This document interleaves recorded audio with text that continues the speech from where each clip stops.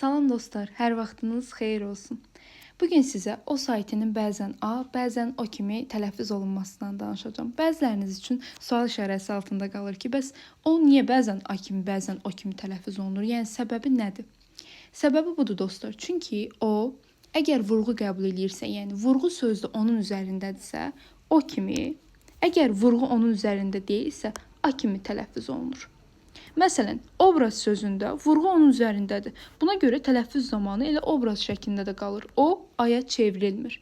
Amma model sözündə vurğu enin üzərində olduğuna görə biz model yox, model deyirik. Yəni, söhbət tamamilə vurğu ilə bağlıdır. Əlbəttə ki, istisna məqamımız var.